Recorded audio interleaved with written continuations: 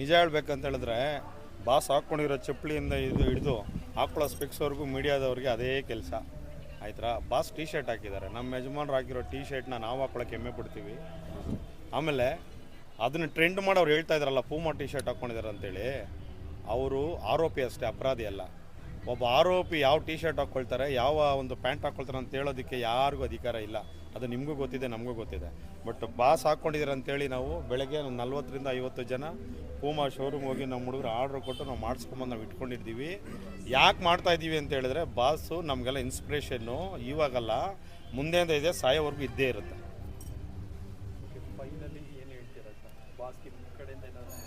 ಅತಿ ಬೆಲೆ D boss ಬಳಗದಿಂದ ಎಲ್ಲ ಫ್ಯಾನ್ಸ್ಗಾಗಲಿ ಬಾಸ್ಗೆ ಹೇಳೋಷ್ಟು ದೊಡ್ಡವರಲ್ಲ, ಸಾರಿ, ಎಲ್ಲ ಫ್ಯಾನ್ಸ್ಗೆ ಏನು ಹೇಳ್ತೀವಿ ಅಂತ ಹೇಳಿದ್ರೆ, ಬೊಗಳವ್ರು ಬೊಗಳ್ತಾನೆ ಇರಲಿ, ನಾವು ಬಾಸ್ ಹೆಸರು ಕೆಡ್ಸೋದು ಬೇಡ.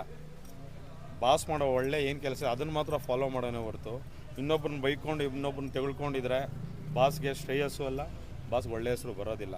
ಯಾವನೋ ನಮ್ಮನ್ನು ರೇಗಿಸ್ತಾ ಇರ್ತಾರೆ, ಬಾಸ್ ಫ್ಯಾನ್ಸ್ ಹಂಗೆ, ಬಾಸ್ ಹಿಂಗೆ ಇನ್ನೊಂದು ಮಾಡ್ತಾ ಇರ್ತಾರೆ. ಆಗಲೇ ಹೇಳಿದಾಗೆ ಆನೆ ಹೋಗ್ತಾ ಇರುತ್ತೆ, ನಾಯಿ ಬೊಗಳ್ತಾ ಇರುತ್ತೆ ಅನ್ನೋ ಲೆಕ್ಕಾಚಾರದಲ್ಲಿ ಮೈಂಡಲ್ಲಿ ಇಟ್ಕೊಂಡು ಎಲ್ಲ ಅಭಿಮಾನಿಗಳು ಬಾಸ್ ಆಚೆ ಬರೋದು ದಯಮಾಡಿ ತಾಳ್ಮೆಯಿಂದ ಇರಿ. ಯಜಮಾನರು ಬರಲಿ.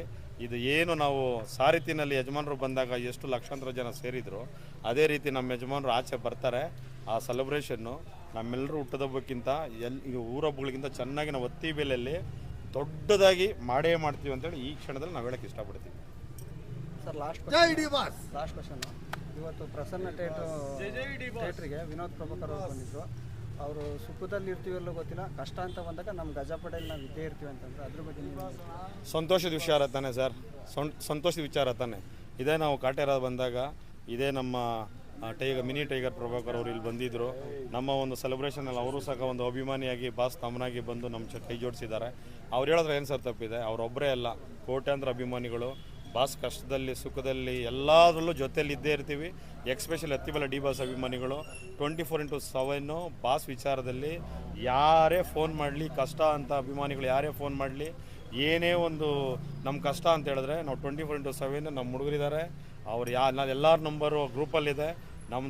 ನನ್ನ ಪ್ರಕಾರ ನಮ್ಮ ಹುಡುಗರು ಗ್ರೂಪು ಆಲ್ಮೋಸ್ಟ್ ನಮ್ಮ ಕರ್ನಾಟಕದಲ್ಲಿ ಎಲ್ಲ ಗ್ರೂಪಲ್ಲೂ ನಮ್ಮ ಹುಡುಗರು ನಂಬರ್ಗಳಿದೆ. ನಮ್ಮ ಏರಿಯಾದಲ್ಲಿ ಅಲ್ಲ, ಇಡೀ ಕರ್ನಾಟಕದಲ್ಲಿ ಯಾರದೇ ಕಷ್ಟ ಅಂತೇಳಿ ಬಂದಾಗ ನಮ್ಮ ಡಿ ಬಾಸ್ ಅಭಿಮಾನಿ, ಅತ್ತಿಬೆಲೆ ಡಿ ಬಾಸ್ ಅಭಿಮಾನಿಗಳು ಇದ್ದೇ ಇರ್ತೀವಿ ಅಂತೇಳಿ ಘಂಟಾಘೋಷವಾಗಿ ಈ ಕ್ಷಣದಲ್ಲಿ ನಾನು ಹೇಳೋಕ್ಕೆ ಇಷ್ಟಪಡ್ತೀನಿ. ಸರ್, ಕರಿಯ ಮೂವಿ ಯಾವಾಗ ನೋಡಿದ್ರಲ್ಲ ನಾವು ನೋಡ್ತಾನೆ ಇರ್ತೀವಿ, ಮನೇಲಿ ಹಾಕ್ಕೊಂಡು ನೋಡ್ತೀವಿ.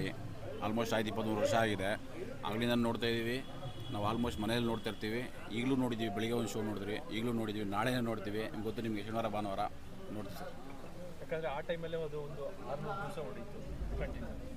ಅದಾದಮೇಲೂ ಮತ್ತೆ ರಿಲೀಸ್ ಆಗ್ತಾಯಿತ್ತು, ಅವಾಗ ಕ್ರೇಜ್ ಇದೆ ಸರಿ. ಏನು ಗೊತ್ತಾ, ಈಗ ಕೆಲವೊಂದು ಫಿಲಮ್ ರಿಲೀಸ್ ಆಗಿದೆ.